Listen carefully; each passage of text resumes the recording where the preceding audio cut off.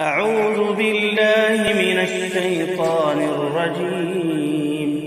بسم الله الرحمن الرحيم. إذا وقعت الواقعة ليس لوقعتها كاذبة خافضة رافعة إذا رجت الأرض رجا وبست الجبال بسا فكانت هباء منبثا وكنتم أزواجا ثلاثة فأصحاب الميمنة ما أصحاب الميمنة وأصحاب المشأمة ما أصحاب المشأمة والسابقون السابقون أولئك المقربون في جنات النعيم ثلة من الأولين وقليل من الآخرين على سرر موضونة متكئين عليها متقابلين يطوف عليهم ولدان مخلدون بأكواب وأباريق وكأس من معين لا يصدعون عنها ولا ينزفون وفاكهة مما يتخيرون ولحم طير مما يشتهون وحور عين كأمثال اللؤلؤ المكنون جزاء بما كانوا يعملون لا يسمعون فيها لغوا ولا تأثيما إلا قيلا سلاما سلاما وأصحاب اليمين ما أصحاب اليمين في سدر مخضود وطلح منضود وظل ممدود وماء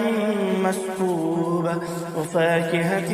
كثيرة لا مقطوعة ولا ممنوعة وفرش مرفوعة إنا أنشأناهن إنشاء فجعلناهن أبكارا عربا أترابا لأصحاب اليمين ثلة من الأولين وثلة من الآخرين وأصحاب الشمال ما أصحاب الشمال في سموم وحميم وظل من يحموم لا بارد ولا كريم إنهم كانوا قبل ذلك مترفين وكانوا يصرون على الحنث العظيم وكانوا يقولون أئذا متنا وكنا ترابا وعظاما أئنا لمبعوثون أو آباؤنا الأولون قل إن الأولين والآخرين لمجموعون إلى ميقات يوم معلوم ثم إنكم أيها الضالون المكذبون لآكلون من شجر من زقوم فمالئون منها البطون فشاربون عليه من الحميم فشاربون شرب الهيم هذا نزلهم يوم الدين نحن خلقناكم فلولا تصدقون أفرأيتم ما تمنون أأنتم تخلقونه أم نحن الخالقون نحن قدرنا بينكم الموت وما نحن بمسبوقين على أن نبدل أمثالكم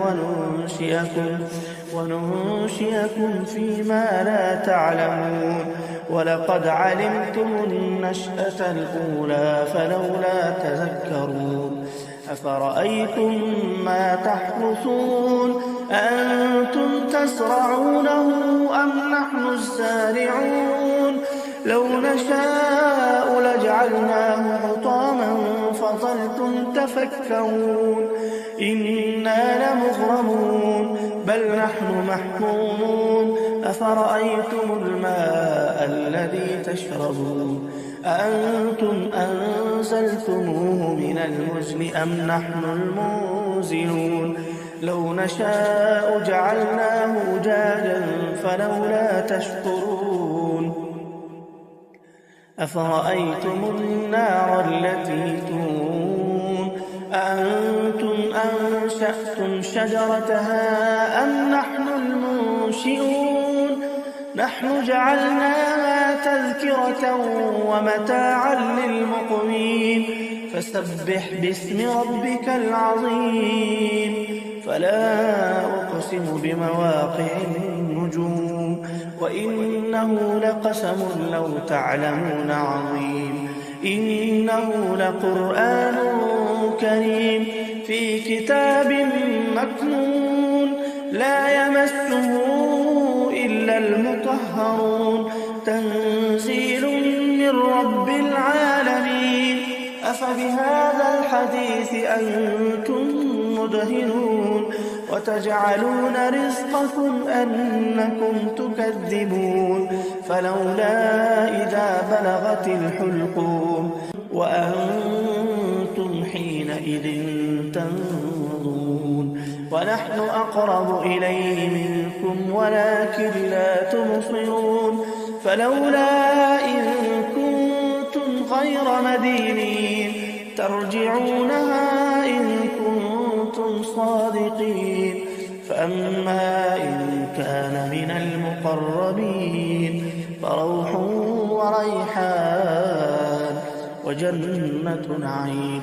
وأما إن كان من أصحاب اليمين فسلام لك من أصحاب اليمين وأما إن كان من المكذبين الضالين